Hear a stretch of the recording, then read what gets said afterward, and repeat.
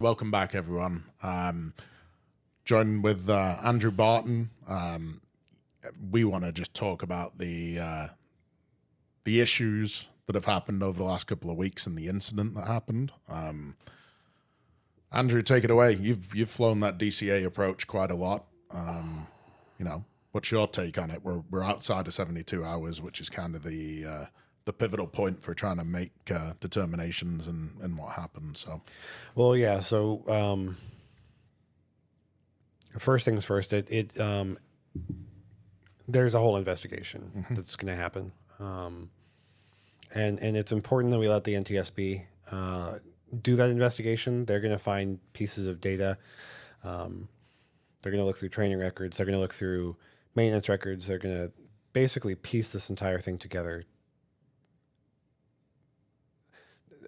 Every accident is not a singular event. right, An aviation accident is a series of multiple smaller events strung together that leads to some terrible event. right, In this particular instance, I have flown that exact airplane. I have flown that exact approach multiple times. And I did know two of the crew members on board.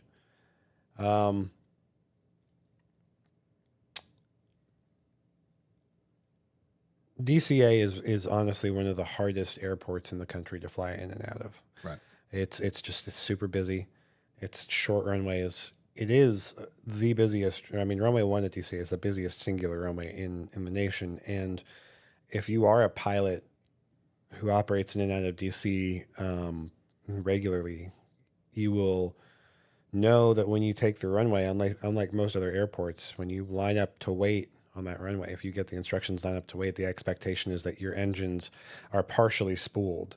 So as soon as you get the cleared for takeoff, you don't have to wait for them to spool up. Like a 737 from 0 to 40% is like 5 seconds. right, Right. They don't want that. They want you to be at 40% because from 40 to takeoff power is usually pretty quick. right, And so that's a very busy airport, very busy runway. And the approach that they're flying,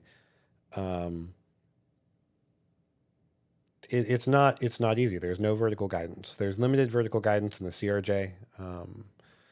You can punch up the GPS approach for 3.3, but it's not really going to give you proper vertical guidance because you're not aligned with the runway until the very last moment. So you get like an idea of a vertical path, but it's not really the published vertical path for that runway because you're outside of it until you turn final.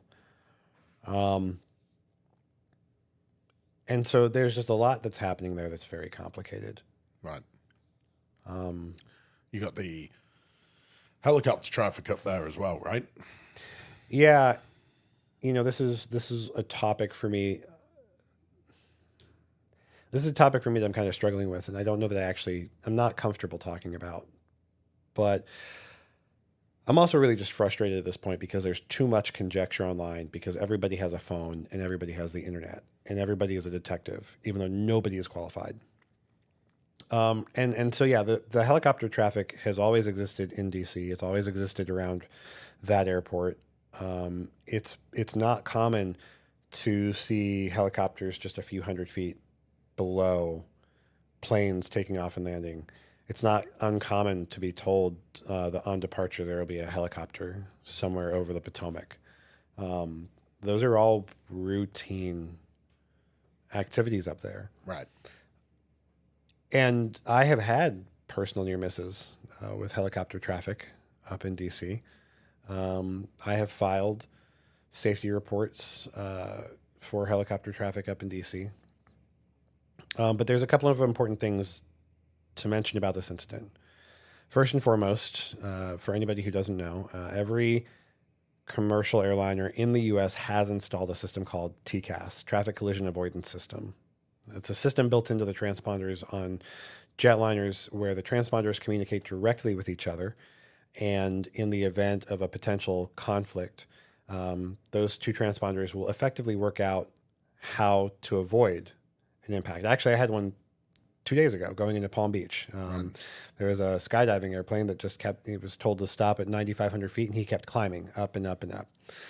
And my transponder saw his transponder and said, I can't talk to it because he doesn't have a TCAS transponder, but you need to climb. So my transponder effectively sent a signal to the JIPWIZ system in the aircraft that gave me a climb alert and just told me to start a climb. And it gives me guidance on the screen. It shows me where he is. It shows me the climb I need, the gradient I need to maintain to be clear of him. Right.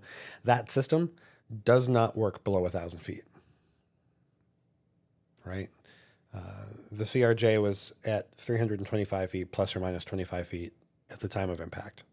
Right. Their TCAS system would not function. They would get what's called a TA or a traffic alert, and they did. The early indication shows that they were alerted, traffic, which was the plane telling them, hey, there's somebody penetrating your safety envelope. That is not uncommon. That's very common with that helicopter traffic.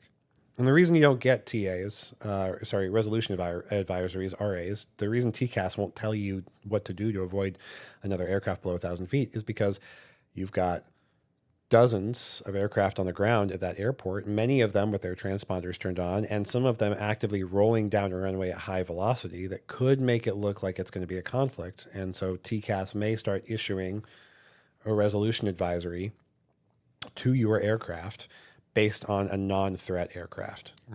Right. In which case you start getting nuisance go-arounds, because at that point, if I got to go around below 1,000 feet, or if I got a TCAS advisory below 1,000 feet, resolution advisory below 1,000 feet, I can't recover that approach after I execute what the RA tells me to do. Right. So now it's just a default go-around. This is a very challenging airspace. It's an airspace where many of us have issued concerns about the proximity between that helicopter traffic, those transient routes, and our aircraft for a while. But I will tell you that DC, despite what anyone says, I don't care who you are or where you sit, DCA has some of the most highly trained and highly competent controllers in the nation. And they're one of the best staffed facilities in the nation. They're one of the best staffed ATC facilities out there. Right. In fact, that particular night, they had 2 additional controllers in the cab that weren't required to be there. And one of them was just an assistant trying to help the tower controller, the local controller, with what they were seeing. And I've talked to my friends about this at length. If the crew wouldn't have heard Pat 25 talking back, they would have heard Tower talking to Pat 25. Right. And if I get a TA and I can't hear Pat 25 talking to me, but I can hear Tower talking to them, and I hear Tower say, copy, maintain visual separation, pass behind.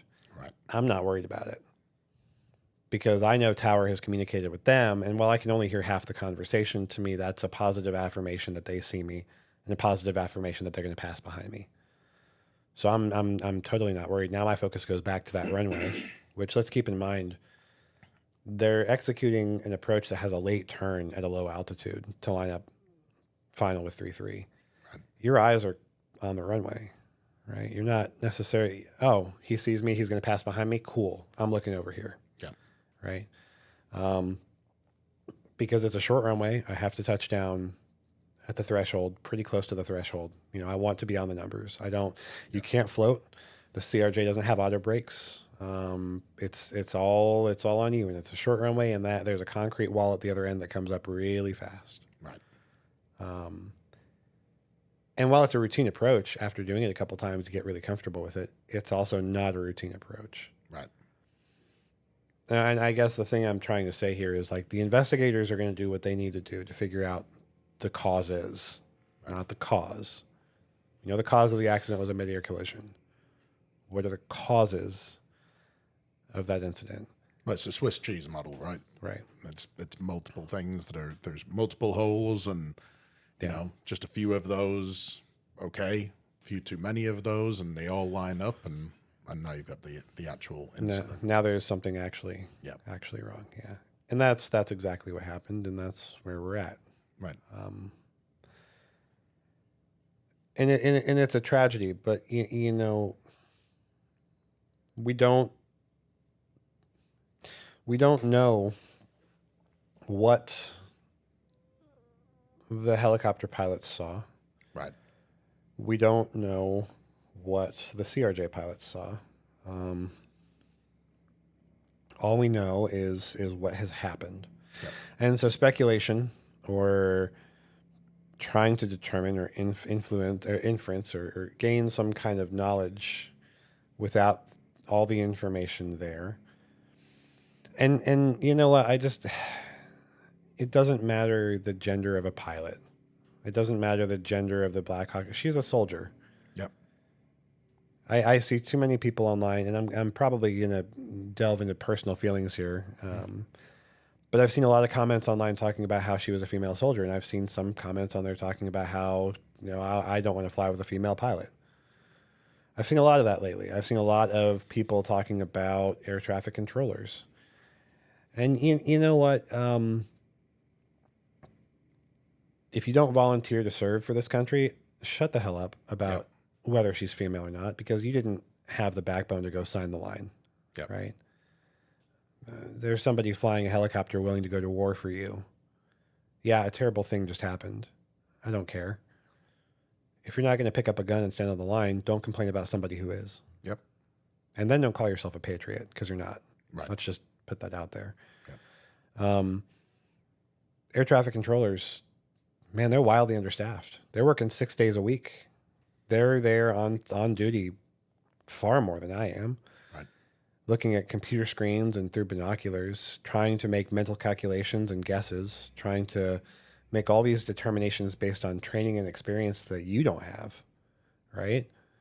You're not an air traffic controller. You're not an air traffic. You have no idea what they're going through or the amount of stress that they're under. They don't get paid when the federal government shuts down. They worked for a week a couple of years ago. The union sent them pizza because they were working for free, right? I would dare say it is probably one of the top 5 most stressful jobs. I don't want to do it. Even inside of the top 3. We have at my airline, we have air traffic controllers who have left air traffic controlling to come be a pilot because it's just easier. Yeah. Like, think about that for a second. The air traffic controllers left being air traffic controllers to go be pilots because it was the easier side of that job to be on. Right. Right. And you've got people talking about the competency or qualification of those. It's DCA. You have to be the best of the best to be there. Yep. Because there's a massive set of restricted airspaces on your back door. And you are dealing with the singular busiest runway in the United States of America. I would probably argue the planet. 2.5 mile separation between a departure and arrival. 2.5 miles of separation. That doesn't sound like a lot. That's 1 minute and 15 seconds between a departure and arrival, right? Takeoff rolls, 30 seconds? So that runway is clear for maybe 45 seconds between departure and arrival. Right. Probably less because you're accelerating and they're at a fixed speed, right? So I don't know. But you're sitting there as a pilot being told line up and wait, and you're looking at some pretty bright lights staring down at you that are getting pretty big pretty fast, and they make it work every single time. Nobody else does that. So, that particular controller, I'm fairly certain I've met him doing a tower tour. The voice sounds very familiar. I'm sure he's handled a lot of my departures and arrivals out of that airport. They work hard, and they're very gifted, and they're very talented, and they are the best in DC. Yep. And I don't believe at all that this was on them. I believe they were following the published rules and procedures that were in place. They saw data that made them believe they had adequate separation. They were doing everything right. And this was just another day at work for them. They just showed up. They parked their car, they text their wife, their husbands, I love you. They walked into the building, took the elevator up, hung up their coat, put on a headset. Any other day of the week. Yep. And for me, the frustrating thing about this accident really hasn't been the accident. The most frustrating thing about the accident is how the world has reacted to it. Yep. And just the amount of self-proclaimed experts. I believe you shared with me a post that someone was saying that they should have been at 700 feet. Yep. It's a 3-degree glide path. You're in a jet. It's a 3-degree glide path. That's a 19-to-1 glide ratio, right? At half a mile out, they should be at 300 feet. Yep. Sorry, at a mile out, they should be at 300 feet. Yep. Right? Yeah, I mean, I've 3-to-1 glide path, a mile out. A mile out, they should be at 1,000 feet. Sorry, seen the 3 miles out, they should be at 1,000 feet. I've seen the comments, and I've just see and avoid. Yeah. I stay away from those comments. So, but I wanted to first off, I know that you've done that approach hundreds of times. So at least 100. Yeah, I know we spoke very quickly the night that it happened, and hopefully people show some respect and just withhold their comments or their opinions moving forward. And that's really the thing. We used to have respect as a nation for our fellow citizens, and we don't even have respect for soldiers anymore. Right. But because she's female, she can't fly a helicopter. I'll tell you what, every time I come home, I have to ask my wife where 9 different things are. Yep. I run a lot. I run marathons, right? I couldn't find my Nathan Camelback the other night. Mm-hmm. Asked her. She knew exactly where it was. She not qualified to fly a helicopter? Well, she's not, but she's not capable of flying a helicopter. I can't remember what I had for breakfast half the time, and I fly a jet, right? Yeah.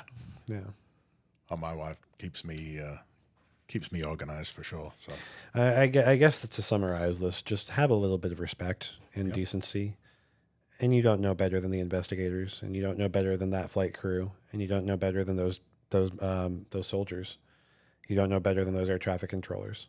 You don't. Simply put, you don't. The investigators will do due diligence. They will find all of the root causes that led up to this. I have my own opinions on what it is. I'm not going to say them. no. I'm not going to say them because it's not my job. The investigators will figure it out. And whether I'm right or wrong, the process will play out, and we have to have respect for that. Yep. And changes will be made if they need to be made as well. So I firmly believe they do, and I hope they do. Yep. But that, again, is not my decision to make. Well, of course, from both of us, Yeah. including Derek as well, our thoughts and prayers go out to the families, and it's just a tragic accident, and hopefully we can see some changes that need to be made, and Yeah. we can avoid this for the next time. Okay? Yeah. Fair. Thank you again. Yeah. Take care. Stay safe, everyone.